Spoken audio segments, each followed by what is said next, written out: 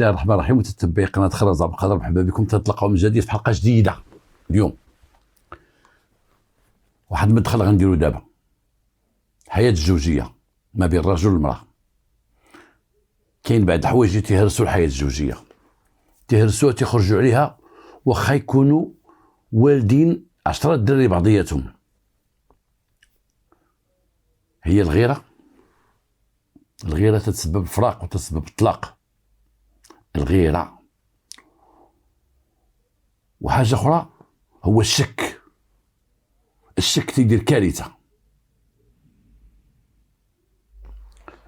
شحال من واحد تيغير على مرتو، تنسميو حنا تيغير عليها، وما معنى الغيره؟ تيقول هادي ديالي وملكي وليا بوحدي، وما يقرب لها حتى شي واحد وتيبقى حاضيها في الحركات ديالها، في السكنات ديالها، في اللبس ديالها، في المشيه ديالها، في ماكلتها، في اي حاجه مالك معها وتيغوت معها. درتي هادي ما درتيش هادي، فين مشيتي، فين جيتي، فين كذا، تيقول لك مالك، تيغير عليها. الغيره ما تيبقى يغير عليها الراجل، تيغير على مراته، ولا المراه تبقى تغير على راجلها بزاف، تغير عليه. شكون هذيك اللي هضرتي معاها؟ سنتي على فلانه، كنتي شافوني العيال قالوا لي كنتي داير زمن اللي خدام تدير تدفع وتترك، انا سمعت شي هضره، انا كذا. والراجل اولا انت هو تيبقى يتهم المراه على هذه كلها حمام، على هذا كلها خرجه، على هو كذا. الغيره تسبب الشك، ولما تدخل الشك في الحياه ما بين الرجل والمراه تتولي كارثه. اما تتشك فيه اما تشك فيها. اولا تيغير عليها، اولا تيحبها وتتحبه، شويه تبقى تغير عليه، ما تبغيش اللي يقرب ليه، ما تبغيش اللي يجي بجنبه، ما تبغيش تهضر مع فلان، ما بغيش يهضر مع فلان، ما يبغيهاش. شويه هذاك الشيء تتورث وتكبر وتزيد تيولي شك. لما الراجل تيولي شك في المراه او المراه تشك في الراجل، الشك تيقد يخرج يدير كارثه، تيقد يسبب في الهلاك وفي الموت وشتات العائله. الشك، علاش قلت انا الشك؟ قطعها برات برا كما تيقطعها برات برا. حيت واحد ما غيبقى يشك في المراه، حنا نقولوا مثلا الشك في المراه، الراجل غيولي مهلوس. كل حاجه. تخيل واحد النهار واحد السيد وقع عليه واحد المشكل كبير في دارو، هو تيشك في مرته، تيشك فيها وحاضي معاها فين ما مشات فين ما جات. واحد النهار دخل هو في صباطو لابس صباطو، دخل بوينته الكارو في صباطو، لاصقه في صباطو، وحط صباطو. واحد الوقت جاي يلبس صباطو، بانت ليه بوينته الكارو، دخل هو من برا لاصقه في صباطو. قال لها دير من هاد البوينته. قالت لي ما انا ما خرجتش، انت اللي خرجتي ودخلتي، انا ما خرجتش من الدار. قال لها كيفاش ما خرجتيش من الدار؟ قالت له انت اللي دخلتي لحدا صباطك. قال هاد البوينته كانت هنا في الدار، منين جات هاد البوينته الكارو؟ وتشادوا هاديك البوينته الكارو وشد ديك المراه خلاها ضربوها، وكل هاد المايات ودخلنا حنا التدخل ديالنا حنا بوليس، ومشينا على المكان هو هاز الكارو. مالك علاش ضرب؟ شافها انت واش لقيت في الدار؟ يلا سيدي هاي بوينته الكارو. قلت ليه زعما هذا اللي دخل عند مرتك للدار وبناتك الفوق تيقراو، بنات كاينين، قلت فين كانوا؟ في الفوقي، وهذه دخلاته. قال لك راه دخلوا ما يشوفهاش. شكون هذا اللي شاك فيه انت؟ اسيدي عارفه تتخربق وانا شاك فيها وعارفه تدير وتفعل. واش شاك فيها في الزنقه تخرج، ولا شاك فيها تدخل في الدار مع ولادك؟ حي شعبي والباب على الباب. انا حسبك لي ما درت هذا البحث هذا تندير معك دابا اخويا، انا في هذا الدار وانت هاد المراه نستناو وصلة الاسعاف تجي ديها وغوتوا عنا الجيران، وهاد البنته هادي انت اللي داخل دابا من الزنقه، وبنته قديمه دخلتيها ورقيقه دخلت معاك. قالت لي المراه سيدي راه دخل هو بصباطو، يلاه دخل وبغى يتسخر يخرج، بغى يتسخر هو يلبس بصباطو. قال لي هاد البنته اش تدير هنا؟ قلت له واش جبدها من جيبو؟ قلت لا هو من الصباط شفتها انايا، يلاه بغيت نقول ليه انايا راك شوف واش تدخلنا من الزنقه. هو قال لي اش دخل هذا الشيء هنايا؟ لا سيدي البوينته دخل شي واحد كان هنايا، هبطوا بنات بعقل. واش تقول ابا؟ ايوا ما شفتوش عميين جالسين الفوق، ها انت بغا يدخلوا عليك يكميو ليا في الدار، هما بغا يكميو في الدار. ولا صالح ديك المراه، ولينا غاديين بديك المراه لوبيتال وداويناها، وقالت لك ما نرجعش للدار، نمشي لدارنا عند عائلتي من حقها ودينا عندها ايتها، وبدات قضيه المسطره ديال الطلاق. وتدول لك هذا الراجل ما رجعش ليه، راه تيقلب لي حوايجي ويقلب لي صاكي ويقلب لي والخرجات ديالي ويقلب لي تليفوني ويقلب هذا. والوقت اللي كنت انا كنهضر انا وياه في الكوميساريه من جبناه، قلت عندك شي حجه انت على هذه المراه، شي حجه هازها معاك او خديتيها من الفساد وبقيت شاك فيها؟ خديتها شحال حاشاكم من زباله تتولي جامع، واش خديتها من الفساد ربما تصلحات؟ قال لك لا سيدي خديتها بنت عائله. واش عندك انت شي شك؟ قال لك راه مقابله غير المرايا وتصاوب وتقاد، فيما نجي نلقاها مقاده ومصاوبه. واش خدامه هاد المراه؟ ما خداماش، بنات كبار جوج كبار، وراه تقد المراه تدوخ ولادها الا كانوا ولاد، ولكن ما تدوخش البنات الا كانوا بنات في الدار، حيت البنات لاصقين فمهم، وانت خسرتي لها وجهها وضربتيها وسيكاتريس وكذا وكذا. باش بهاد الهضره تقول لي راه فيما تدخل لقاها مقاده، دخلت تلقى جالسه في الشرجم. وواحد النهار واحد ضرب مرته، علاش؟ دخل الدار حل في الساروت، هي كانت تطل الشرجم، شافته دارت على سلامتك، هو مشى للشرجم تيطل، تيبان لي في واحد البالكون واحد غينا واقف في البالكون.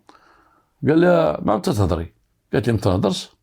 قال البالكون، قلت لي هذاك البالكون راه هذاك الراجل ديما تيجلس تما، راه الكرسي ديالو. هو يشوف ذاك الراجل دار اللي بيدوه، الاخر قال لي مسكين شنو؟ قال لي الوالدين فوق، بقى تيعاير فيه كذا وبدا يضرب في مرتو طلعت يدق على الدخينه. قال لي مقابل لي المراه بالبالكون، هبطوا ولاد الدخينه صحاح هما يصلخوه، عطاو قتله. ما قال لك انا حصلتها تطل من البالكون، وراجل بعقله ومجوج بولادو. الغيره والحسد تيديروا مشاكل، واحد ما يبقاش غيسمع. ناهيك على بعض الناس اللي تيخلطوا ما بين الراجل ومراته، هذوك ما نذكروهم شيء، هذه قضيه اخرى جريمه اخرى. الشك والغيره الواحد يحيدو من قلبه. النهار اللي غتكون هاد المراه تدير كارثه، واحد النهار غتغلط وغطيح، ولا كان راجل تيدير تيخون، راه واحد النهار غيطيح، راه واحد النهار يطيح. سير بالنيه، والزواج بالنيه، الزواج راه بالنيه، واحد يمشي بالنيه. وهاد القصه ديال اليوم اللي غنحكي لكم، هاد الجريمه ديال اليوم سببها الشك وسببها الغيره. واحد السيد كان عايش في الرباط، وهاد القصه تعرفوها الناس ديال الرباط القدام، وكان راجل كان صحفي وكان مذيع في الاذاعه، وكان معروف ومرموق. تيقولوا بان مو كانت فرنسيه، ولكن هو كبر زاد في المغرب وقرا في المغرب ولا مغربي، وامتهن الصحافه ولا صحفي كبير ولا مذيع. وانا لما هاد القصه هذه تعطات ليا، عرفت الاسماء، سميتو، عرفت سميت مراته، سميت الصحفيين اللي تاهما دخلوا في القضيه كشهود، وكان دارت واحد الضجه كبيره. ولكن باقيين بعض الصحفيين حيين، نساء ورجال، ما بغيتش نجبد اسماء ديالهم، وما بغيتش نجبد حتى التاريخ ديال هذه القضيه هذه. ولكن حنا اللي تيهمنا من اللي تشيت نقول هي الاستفاده والعبره. العبره، هذا الصحفي اللي هضرت لكم عليه كان تزوج واحد المراه بالرباط، هو رباطي، وتزوجها هي بنت المدينه القديمه، بنت الكزا، بنات دوك الدور اللي كنا تعرفون بكري، داك الرياضات وداك الشيء. شو دوك البنات كيفاش كانوا مخلقين وكيفاش كانوا دايرين في ذاك الوقت، ماشي البنات مثلا ديال الرباط الجديد ديال الفيلات وديال داك الشيء، بنات المدينه القديمه معروفين. وما خرجت المدينه القديمه من الرباط، ما خرجت غير الناس الصالحين. نعم الرباط كاع العائلات فيهم بنات الصالحين وخايبين، غير هذوك كانوا شادين في التقاليد، وشادين في العرف، وشادين بديك الجوره، وشادين بداك الشيء، تيكونوا قليل فيهم شويه، تتكون فيهم العفه اكثر. وهذا البنت اللي خدها هذاك الصحفي هو كان زوين، كان بوغوس، وكان معروف في المغرب، كان معروف في الاذاعه، معروف. وهذيك البنت كانت جميله، وخدها على الجمال اللي فيها، خدها من الجمال اللي فيها، وتقرب ليها لان غير شافها واحد المره، وشافها كان تيجي عند شي صاحبه المدينه القديمه، وشافها قال لي شكون هذه؟ قال لي هذيك واحد بنت جارتنا، راه واحد العائله كي دايره عائله ناس الصناعه التقليديه وكذا وكذا. قال لي نتزوجها والسلام. قال لي هاودي هذيك البنت شحال جا ليها من واحد، وبا تيقول باقا صغيره. قال لي والو والله ما نطلق منها، واخا نجيب الناس كبار تعرف في البلاد ويجوا عند باها. وهذا الشيء اللي دار، جاب واحد الناس كبار في البلاد وجاو عند باها وقال له ودي هذه البنت دابا تصان بك، ها هي في 18 عام وكذا وكذا وتتقرا، والراجل راه بغى يتزوج بها ويقريها وكذا وكذا. وكان ذاك الوقت ديك النهضه ديال الثقافه ديال وقعت في المغرب، ديك النهضه ديال بنات البنت بدات تقرا والعيال بداو يقراو، وما بقاش القرايه كانت محصوره على، واخا كانوا البنات تيقراو كانت محصوره في الاغلبيه على الشباب. البنات كانوا شويه يلا تيقراو شويه تيجلسوهم، وديك الساعه بدات ديك النهضه، بداو توظفوا بداو تيبانوا. وقال لي انا نقريها كما بغيتو وغادي ندير بها اللي بغيتو. وتزوج ديك البنت وجابها لدارو وسكنها بلا ما ندخل العنوان ديال الحي، لانه تو عندي في الحي فين سكنها حدا سينما فوكس، ولكن بلا ما نقول الدار عنوان كذا كذا، هذا سينما فوكس الحي، راه جامع سينما فوكس اللي كانت في الرباط وكذا تعرفوها الناس. وتزوج بها تما وسكنها في دارو.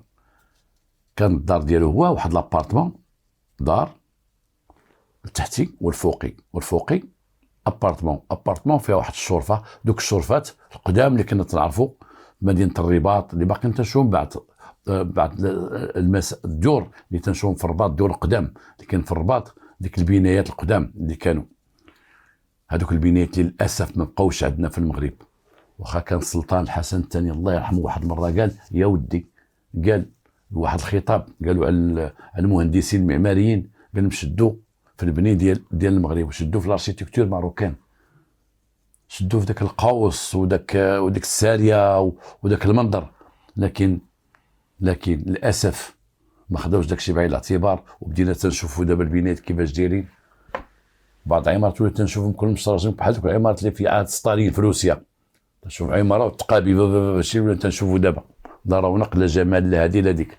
بنيت الزربه، بنيت ديال كوكود مينوت، مشاو لنا بزاف ديال الحوايج، مشى القربود الخضر ومشاو دوك السواري دوك الشراجم كيفاش كانوا دايرين، داك مشى ضاع داك الشيء ودوك لي بالكون كيفاش دايرين. وهاد الدار هذه كان عندها واحد البالكون بلدي كبير، وداك البالكون القدام ديال البالكون كاينه واحد الحديقه مصاوبه جرده ماشي جرده اي واحد الطرف ديالو كافاز طويل، اي لو واحد لاقص في البالكون قدامه الورد من القنت للقنت داير، ولكن كيفاش كان داك من القنت للقنت كان مبني بحال لافاز مبني مهزوز على واحد السواري مبني كبير، وكان كبير داك الورد تيخرج من البالكون، داك الشيء كما تنشوفوه قصص ديال روميو، نشوفوا داك الورد في الشرجم والورد كاين. الوقت اللي كانوا الناس المغاربه تعرفوا سميه الورد، هذا الغنباز، هذه العيشه، هذا حلاله. اليوم تشوف الشباب ديال اليوم ولادنا اليوم ما علمناهمش الثقافه، لو انهم نديهم للبكالوريا ونحطوا لهم الورد ونعطيهم الشفاوي ونقول لهم سميو كل ورده سميتها، والله لا عارفه، ما تعرفوش تسميه، يقول لك النوار ولا الورد، واش تعرفوا؟ حيت ما قريناهمش هادشي، ما وريناهمش، ما كاينش في ديورنا، ما بقاش في ديورنا دوك الحدائق، ما بقاش، وما بقاوش حتى الدراري اللي غادي يسمعوا لينا باش نهضروا على هذا الورد ولا هذا النوار ولا هذا سميتو. سينا راسنا مع ولادنا، سينا راسنا ونسينا شي شويه ثقافتنا بقينا تنرغوا ليها، لان هذه الثقافه الداخله ديال اوروبا اثرت علينا شويه، اثرت بزاف. حنا ولينا تنشوفوا دابا حتى الفرنسيه ولات عندنا زعما متحضر تيهضر بالفرنسيه، وديما تنقولها زعما امراه متحضره هي تهضر بالفرنساويه. تنشوف كما قلت لكم واحد النهار دخلت دوك الاسواق بلا ما نقول سميتهم، الاسواق الكبيره اللي كاينين دابا، وتلقى بدوك السوق الكبير تلقى تيهضروا بالفرنساويه، ما كاين حتى واحد فرنساوي في ذاك السوق. حنا عندنا واحد السوق كبير هنايا حدا واحد الحي شعبي 100%، عمر شي نصراني الله المجال تما وما عندهم اللي يدوز ليه، ولداخل البنت تهضر فرنساويه. Prenez l'huile d'olive, c'est l'huile d'olive 2 litres, il faut gagner avec des savons de تهضر وتعيطوا لبعضهم بالفرنساويه، مسيو عبد الله كونتوار سي فو بلاي. كون جابوا غير داك اللي في السوق، داك اللي في السوق تيبيعوا، تيشوف السوق داك مول البوق تيشوف السواق، كون فهم الناس حسن. خذ يا المراه الزيت البلديه يا المراه، خذ يا التحميره يا المراه، الباكيه ديال البزاره المراه، كون قال لهم حسن، بقاو واخا بالدارجه بقاو في هضرتنا. على اي بعض المرات تعرفوا تنخرج شي خرجات، ولكن كلهم تنتمنى الله يكونوا مفيدين. هذاك السيد كان تزوج ديك البنت وجابها لديك الدار، وكانت جميله، واحد العهد وعاهدها ما وفاش به، قال لها تكملي قرايتك. لما تزوجها ودار باكات ودخلها، خلاها تمشي تكمل قرايتها، ومن بعد حس بانه مزوج واحد المراه زوينه فاق من القلبه، واخا هو عرفها زوينه ولكن عرف الجمال ديالها من خلال صحابه تيقول له مرتك زوينه، صلى على النبي اللي خدامين معاه، صلى على النبي زوينه، صلى على النبي اللي عرفتي كي دايره كذا كذا. هو يتشخوش وداخ وقال انا اللي خليت مرتي غتمشي تقرا، غادي شي واحد ديها ليا ولا كذا ولا كذا ولا كذا. شويه بقاش يسخرها، تمشي للمارشي وتمشي لذاك الشيء وهذا وهذا، انها جميله. شويه ولا تيقول لها تطلي من الشرجم، لاش تطلي من الشرجم، وانا دير سيبان لي دخلنا مول تهز عينه في البالكون، ويبدا يزحم ناحيتها. غنمشي لدارنا غنديك، تيمشي لدارهم، تيديها لدارهم، تيقول لها ولد عمتك اش يدير تما، جي شوفنا. كيفاش جي يشوفكم؟ جي يشوفكم واش جي يشوف امي؟ تيجلس هو تما. يقول لك تغادي شغلي ولا تجلس هنايا معاكم؟ انت تقول لي سير شغلك، كيفاش غنمشي شغلي؟ وهذاك ولد عمك ولا ولد خالك جالس معاكم هنايا، اش تيدير؟ ولا تيشك حتى في دارهم من الداخل. شويه بدات تاتي من عام صحاباتها، مال هذيك اش بغات، اش جات دير عندك؟ جات تشوفني، جات تشوفك، هذيك راه خفيفه، هذيك تتبان لي انا، تتبان لي ديك المشي عندها في الطريق وغادا تضو في راسها، ما بقاش شفت واحد عندك هنا في الدار.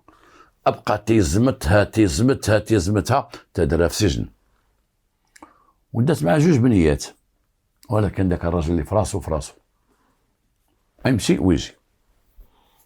كان شويه في شي بليات تيجلس مع صحابو، وفي البليات حيت بعض المرات دوك صاب البليات ديال الخمر وداك الشيء، بعض المرات تيبقى يهضروا على العائلات ديالهم، على عائلاتهم، تيكونوا صابين كل واحد يشكر مراته، وكل واحد تيدم في مرات واحد الاخر. عنده واحد المراه نقول لك والله ما مراه كانت عندي انا والله تنقتلها. عرفتي صاحبي غدا ما فطره كي تدير حشومه، كتيبقاو يهضروا.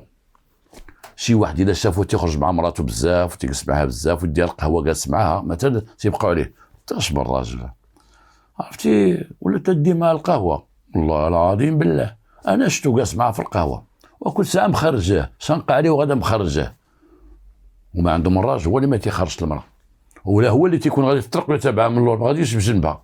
اما الا شد فيها مصيبه، هي غادا شاده في رجلك وهو شنق عليه، والله الا غادا شنق عليه اخي.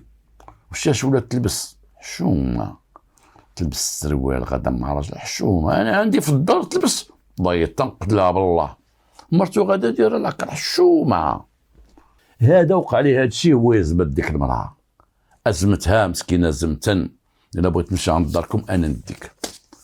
المراه صبرت وخا الدراري كبروا وصلوا 6 سنين دوك البنيات، والمراه تبدلات في وجهها وتبدلات في كل شيء، والراجل مرض في الشك الواحد، تيقول هذه مرتي زوينه غيديوها ليا، تيقول انا مسافر ورجع،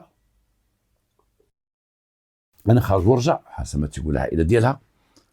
ما تمشيش لدارهم، بغات تمشي لدارهم، شكون اللي كاين في داركم؟ قول لهم هما يجيو عندك هنا. المراه زمتت مسكينه زمتت، وهي تبدا تدافع على راسها، بدات تدافع راسها، تقول لها سيدي طلق مني بعد مني، طلق مني بعد مني، طلق مني بعد مني، اعطيني براتي صافي سامحك في كل شيء، بغيت حريتي، بغات حريتها. ولا العنف، ولا تيضربها، ولا هذا وهذا. واحد النهار مشى الكوميساريه هو في الرباط، سمحوا لي قال لي بعض الاخوان مابقاش تحك يديك، ولكن يدي تدوز بلا منشار، خصني نبقى هاد المره نهضر وندير هكا، الله اعلم نبقى ندير هكا خطاب الطياره، نبقى ندير هكا على اي غنحاول. شد ستيلو في يدي حسن. مشى الكوميساري واحد النهار، ديك راه قال لهم مرتي هربات. جاو البوليس للدار، عيط عليهم قال لهم يلا معايا للدار، ها انت سيدي ها الماريو محلول، وانت كيفاش هربت الدار؟ واش تدخل ما تدخل تنسب الساروت انا سيدي، تندي ولادي المدرسه انا تنسد بالسالوت ديالي، عايشه بوحدها تنخاف عليها، ملي يمشيو الدراري للمدرسه تنخاف عليها. سديت دابا سيدي راه حلات انت تشوف ها الباب، ها هو شوفوا الباب كي دارت ليه، مارست القفل ديال الباب البرانسيبال الباب الخارجي، حلات ومشات. شوفوا الماريو ها هي دات الحوايج كاملين، شي ذهب ديالها داتو، ما خلات حتى حاجه هنايا. البوليس قيدوا لي الشيكيه ديالو، مغادره البيت الزوجيه، مغادره البيت الزوجيه، والبحث يتبع، وراهم ضرب، مشاو عند الدار ضرب، قال سيدي ما جاتنا شي، قولي لنا البنت فينا هي، قلت ما جات شي. اليوم غدا المراه ما كاين شاي. السيد تيطلع للكوميساريه ديما يسول على مراته، ما كاين شاي. دار شكا لوكيل الملك، وكيل الملك اشنو بغيتي؟ قال له سيدي بوس ما دار والو، واش مراتي خلى لي الدراري وزيد مع الطريقه سيدي، ودات الحوايج ودات كل شيء. خصهم واش يقلبوا يشوفوا عائلتها يشوفوا. قال لي راه انا حسب المعلومات اللي عندي راه مشاو لعائلتها، وانت راك صحفي مرموق ومعروف، راه مشاو لعائلتها. كاينه خالتها سيدي، كاينه خالتها في فاس، وكاين واحد ولد خالتها في عمه. تكلفت القضيه بالشرطه القضائيه، قضيه دارت بوم في الرباط، مرت فلان هربات لي مراته، مشاو تيقلبوا العائلات. هذا شي واحد داها، شي واحد مشات معاه صافي، تيمشي عند عائلتها تيقول له بنتكم خائنه، بنتكم هربات مع شي واحد. هاد المراه اللي غتهرب مع شي واحد وخلات ولادها وخلات كل شيء، والديها ما تيلقاو مساكن، ما يقول سيدي راه طحنها، راه سد عليها، راه دير ليها الحبس، راه هذا. البنت راه هربات، بنت ما داتش وليداتها بجوج بنيات ما داتهمش، ومشات مع شي واحد. فين مشات؟ الله فين مشات. يوم على يوم وعام على عام، دات 7 سنين 7 سنوات، وديك المراه ما بانتش. ولكن خلال ديك 7 سنوات بقاو مره تيجي واحد رسائل من فرنسا، تيجي وتديهم من البوليس. ها انت سيدي شو صيفط ليا من فرنسا، ها انت رساله مكتوب فيها كاتبه: بعد مني انا تهنيت منك، كنت عايشين في الجحيم وعايشاني في الويل، وتتعذبني وتدير ليا وتدير الشارب وتدير بحال كذا زيتي لنا ولادي. مشات تيجيو 4 5 الرسائل، تتقطعوا عاوتاني، تدوز 6 شهور 7 شهور تيطيحوا جوج رسائل. انا الحمد لله لقيت راجل اللي بغيت وعايشه في حياتي، وتهلا في الدراري وتهلا في البنات، وبناتي لابد ما نشوفهم ولابد ما كذا. واحد مجموعه الرئيسين جاو من برا تيجيو، بقاو تيجيو العام الاول، بقاو تيجيو العام الثاني، بعد ما بقاوش تيجيو العام الثالث، جاو شي وحدين ما بقاوش تيجيو ديك الرسائل، ما بقاوش تيجيو. السيده صافي قطعات مع العائله كامله، والرسائل تيجيو في راسها ان هي هربت فرنسا. كيفاش هاد المراه مشات لفرنسا؟ كيفاش هاد البنت مشات لفرنسا؟ منين دازت فرنسا؟ حرقات، ما كانش الحرق ديك الساعه، ما كانش الحرق. مشات في من المطار، مشات في باطو. البوليس دازوك البحث الاولي ديالهم، ما عرفوش فين مشات هاد السيده هادي، ما عارفين جات. عائلتها ما بغاتش تسكت في الرباط، ولاو تيتصلوا بالناس الكبار ديال الرباط، تيتصلوا بهم، لان دازت 7 سنوات والقضيه بقات متداوله في الرباط. تعاودوا لها الناس 7 سنين مرتو مشات عليه، مشات فرنسا وتصيفط ليه البراوات، وهو في الخدمه تيعاود لهم: انا عايش مع ولادي، جاب واحد السيده مكلفه بهم في الدار بولادو، انا عايش معاهم، هربت عليهم، الناس تيواسيو في الخدمه تيواسيو. ولكن داز 7 سنوات المراه ما بانت شيء. ودار الكلام وشاعت هاد القصه هذه، وما عرفت شكون وصلها. السلطان الله يرحمه ويغفر ليه الحسن الثاني، وصلت هاد القصه هذه، قال لي واحد الصحافي راه كبير عندنا وكذا، ومرته مشات ليه قلبوه وكذا وهذا، ودابا راه في فرنسا وكذا وكذا. نصره الله في ذاك الوقت والله يرحمه دابا، عطى تعليمات، واتصل بالوكيل العام، عيط على الوكيل العام، عطاهم تعليمات، وعيط على مدير الامن، وقال لهم هذا البحث يتعاود من جديد ديال هذه السيده هذه، وشوفوا رسائل يجيو من فرنسا. ما يمكنش تخلي بنات عندهم 6 سنين هما عندهم دابا زاد 13 عام ولاو عندهم، ويعاودوا بحثوا شوفوا مع فرنسا عندنا علاقات مزيانه، علاقات امنيه مزيانه معها. شو مع فرنسا ملي تيجيو هاد لي ليطر، تيجيو هاد البراوات، تيجيو هاد الشيء، خذوا من عنده البراوات، وجهوهم بحث جديد. ولكن فتح لهم باب من الابواب اللي ما كانش تيقدوا يتخطاوهم، هي البراوات يجيو فرنسا كي غنديروا لهم وهذا وهذا في ذاك الوقت. هنا ناضت واحد الفرقه تكلفات من الاداره العامه الوطني وتكلفات بالبحث من جديد. بداوا البحث كي بحال اللي نهار بداوا من جديد بالمحاضر اللي كانوا. البنيات تيقولوا حنا اخر مره شفنا مي وبا شفناهم كانوا في السطح تيتخاصموا، حنا كنا لتحت تيقولوها راه ولا عندهم 13 عام ولا يعرفوا يهضروا ماشي بحال النهار الاول فاش كانوا 6 سنين غتيبكيو. وهبط با واحد الوقت وبجروح من هنا وقال لك شوف امكم اش دارت ليا، شوف امكم اش دارت ليا، ها يلا خرجوا يلا معايا يلا معايا. وخرجنا با، خرجنا من الدار مشينا خلينا ماما في الدار. من بعد دانا عند امي لاله عند جدهم وبتنا تما، والصباح من جابنا تما قالنا شوف امكم دات حوايجها. اذا المراه كانت بقات في الدار، كان نقاش هي والراجل، الدار ما فيها لا جردال ولا الفوق لتحت، هما كانوا لتحت هي بقات الفوق، وداهم عند مو لهم، والصباح جاهم ولفت يديهم بعض المرات عند مو هو ما لاهم، البرا بقات تما، وهو لقى الحوايج مشتين الماريو هابطين منه الحوايج وداك الشيء كلشي مشتت، وعلم البوليس بقات القضيه هي هذيك. البوليس زادوا تعمقوا في البحث، خداو من عنده الرسائل كامله وتعمقوا في البحث، لقاو بان السيده ما عمرها خرجت لفرنسا. اكدوا البحث اللي داروا المره الاولى لقاو ما خرجت فرنسا، ولكن ما اكتفاش بهذا الشيء، ما خرجت فرنسا والبنات تهربت في فرنسا. اذن هي حرقات. كيفاش حرقات؟ البوليس اضطروا باش يوقع انتقال ديك المدينه البوسطه اللي تيجيو منها هذوك الرسائل،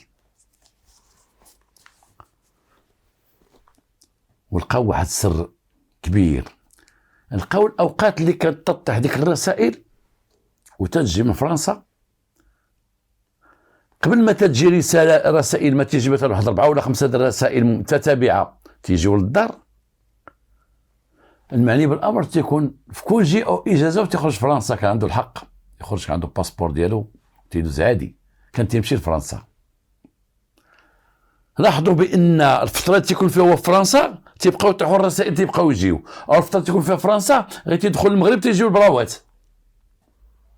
كانه تيرميهم من المطار، تيبغي يركب في المطار تما تيرميهم وتيسبقهم تيديهم للبوليس. لقاو بانه 3 المرات ديال السفر فيها 3 المرات ديال عده رسائل تيهبطوا. هنا بقاو معاه فوق السفرتي فوق جيتي نشوفوا ذاك الخط شكون تيكتب لك، شكون هادي شكون هادي. وهنا بدات ديك التقنيات ديال الخط، التقنيات ديال الخط اللي ما كانش معروفه في ذاك الوقت، ولكن كان بعض الخبراء ديال اللي جاوا من فرنسا ديك الساعه ما كانش عندنا حنا الخط، باقي ما تندرسوش هيك بحال اليوم الحمد لله، واكدوا بان الخط ديالو هو الخط ديالو. انا قالوا لي هاد الرسائل هاد المجموعه الرسائل كنتي تتصيفطهم من الهيل ما تتخرج، تتصافر انك كصحفي وان امك عندها جنسيه فرنسيه وتتخرج انت، ومومون تتصافر تجلس تما سيمانه ولا 3 ايام ولا 4 ايام، بغيت تدخل تيطيحوا الرسائل تيصيفطهم وتيسبقهم. السيد زير قالوا لي بون ديك المراه فين هي؟ الا كنتي انت قتلتيها هنا في الدار او درت شي حاجه فين هي؟ هنا ولا تيطلب الامر اعاده البحث في وسط الدار، يشوفوا الجليج تحت واش دافنها في الجليج، واش حاطه هنا واش حاطه هنا. حتى كان واحد الشرطي المرموقين اللي معروفين، وكان داهيه وكان مفتش في ذاك الوقت، واللي قال لهم هذا الباص الطويل هذا راه قد يدفن فيها بنادم، هذا الباص الطويل البلاصه اللي في البالكون اللي تيجلس قدامها تيقولوا الناس من نهار مشات مرتو هو ولا تيعمر في ذاك البالكون، ديما تيشوفوا الناس تيكمي او تيشرب في الليل في ذاك البالكون، ديما جالس في البالكون، وقبل ما تمشي مرتو ما كانش تيجلس في ذاك البالكون. هذاك المحبق الكبير، محبق هو محبق كبير مبني وفيه النوار على كامل ديالو في النوار، كان هو ديما تيسقيه وكبر داك النوار ديالو. ناضوا قالوا نحيدوا هاد الرمل كلها اللي في هذا المحبق، وحفروا ومحبق على العلو ديال البالكون، صافي يدير عنده واحد المتر ديال العلو، وخارجه منه اللوايه وخارج داكشي كما كانوا بكري، شاد من راس للراس. حفروه لقاو الجثه ديال المراه تما، اي انه قتلها في ذاك النهار فاش كان تيدابز معاه وهبطوا الدراري وداهم عند امهم عند جداهم، وخلى الدراري ورجعوا هو للدار. واش دار؟ حفر داك الرمل كامل، داك الرمل اللي كاين في ديك المزهريه، لان ماشي مزهريه، حيط على حيط باراليل، حفر هذيك كامله ودخل المراه تما وكمدها مزيان، ودير لها لقاو بانه دير لها البلاستيك ودير لها الميكاتا وجاو مع المراه مزيان، ودخلها لتحت وردم عليها ودار عليها الكياس وقاد مسائل وحط ورد الربيع كما كان وبقى تيسقيها. للاسف ما عطات ريحه ما والو، لان هذاك في متر كان كافي باش المراه تبقى مدفونه لتحت، وكان شغلو الشاغل هو خاوه مشى ديك عند البوليس، هو يزيد الرمل تما ويدك في الرمل ويدير اللوايه ويدير هذا ويدير هذا ويكب الماء ويسقي داك الشيء ويسقي داك الربيع، باش انه شكون اللي غيدخل للدار. البوليس جاو النهار الاول شافوا غير الحوايج، هادشي اللي شافوا الحوايج تسرقوا. المراه الفوق باقا ما عطات حتى شي حاجه، هي راه مدفونه. من بعد دا الدري عند امو ولا خلا الدري عند امو، وبقى ليه الوقت باش يبقى هو بوحدو في الدار ويدك ديك الدنيا ويصوب داك الشيء ويدير عليها السيمه عادي، يحط فوقها الربيع ويحط فوقها النوار، وحيت هو كبير وعنده متر كان كافي باش هو يكون قبرها. وكان هو حدا قبرها تيجلس وتيكمي وتيشرب تما كما تيقول ديما في البالكون. كان تيهضر معاها، وربما كان تيهضر معاها انا هو جالس تيكمي تما اش تيدير، تيقول هادشي اللي بغيتي، علاش كنت تقلبي كذا كذا كذا كذا. يمكن كما واحد النهار واحد خينا قتل واحد ودخينا داو دفنوه، وكان صاحبه وقتلوه داو دفنوه. واحد النهار العساس ديال الروضه قال لهم واحد خينا تيجي داك القبر ديال داك الميت وتيبقى يشرب تما، ولما شدوا البوس وداه وقال نمشي تما، قال لهم لا طلع انا اللي قتلته. وكنت نجي تنشرب وتنبقى حداه وتنهضر معاه تنذكر معاه تنقول بغيتي هذا الشيء خرجتي عليا ولا راسك وكذا وكذا. ربما حتى هذا من دفنها تما ما عرفاش كيفاش يخرجها واحد النهار، ولكن خلاها تما محافظ على الرمل، ديما يزيد الرمل، محافظ على الغازون، محافظ على كذا، محافظ على اللوايه، محافظ على المراه تحت، لان واحد العلو كبير. انا اللي شفت جا واحد السيد قال لي هنا كانت الدار وراه تهدمات وهنا كان كذا كيفاش كان هذا، وسولت مزيان هل يمكن المزهريه تشد مراه؟ قال لي لا سي خراز، راه كان البالكون بلدي وكان البالكون طالب واحد الحيط من راس للراس تما دايرين، راه كانت تتبان لنا قال لنا لوايه كبيره هابطه، شجره اللوايه هابطه من الفوق، وداك الورد هابط من الفوق ماشي الورد داك اللي مشوك، الشجيرات كانوا تما، لانه العمق كان تينوض داك الشجر وداك الشيء هو دارها لتحت وردمها. وبانت الحقيقه اللي بين هذاك البوليسي داك الشرطي اللي قال لهم هذا راه يدفنوا فيه بنادم اجي نحفروه. والبنت كما كانت جميله، ولكن كانت وسيمه، كانت رقيقه، ما كانتش بنت مثلا شي فاخره ولا كذا غليظه، كانت رقيقه ديك البنت وكانت جميله حسب ما تعرفوا الناس اللي شافوها في ذاك الوقت. كانت بنت حسناء وقتلها تما ودفنها بفضل ذاك البوليسي اللي قال نحفروا هذا الشيء، هذا الربيع كله نحيدوه من هذه المزاريه نشوفوا شنو كاين، اما دفنها هنا او مقطع اطراف ومخبيها هنا ولا شي حاجه، لانه ما خرجتش من الدار، ما خرجاتش ذاك الوقت وما عندوش كيخرج، ما طلعش فكره. وقلبوا الجليج ديال الدار التحتاني اللي منه الارض، ما كاينش شي حاجه اللي شي جليج مبدل ولا كاجا والجليج قديم. نفض النباهه ديال المرحوم الله يرحمه الحسن الثاني كما عادوا لي الناس قال لك هو اللي عطى تعليمات، انا الله اعلم، ولكن اللي قد في ذاك الوقت باش يحرك واحد القضيه ويدخل فيها فرنسا ويدخل فيها الخبراء ويدخلوا، هو اللي قد يحركها في ذاك الوقت.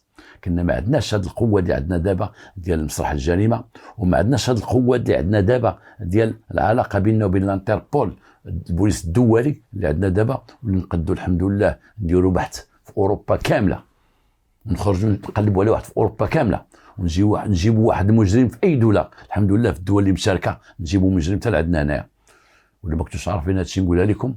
الحمد لله وصلنا باش نسلموا مجرمين، نجيبوا مجرمين من تما ونجيبوا من هنا اللي تيقول راسهم راهم فضاو، راه ناس داروا جرائم في اسبانيا وارهاب داروا في الخارج، واستطعنا نجيبوهم بقوه القانون باتفاقيات دوليه ونجيبوهم وتنحاكموهم هنا. بكري ما كانش هذا الشيء هذا، ولكن كان سيدنا المرحوم نصره الله نعطى التعليمات ديالو، كان اتفاق عند فرنسا عطاتهم كل شيء معلومات وعاونتهم، وتيقولوا بانهم مشاو ناس من هنا شرطيين مشاو تما تيقلبوا على ديك من بعد هذوك منين جاو دوك البراوات، ومنين خرجوا دوك البراوات تلقاوها البراوات خرجوا من الفيلاج اللي ساكنه فيه مو واللي فيه عائله مو، من تما خرجوا.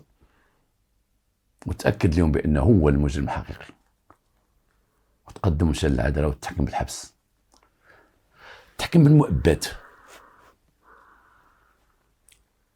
داز واحد الفتره وخرج من الحبس، دوز واحد فتره كبيره ويخرج من الحبس، ما بقاش المؤبد كامل.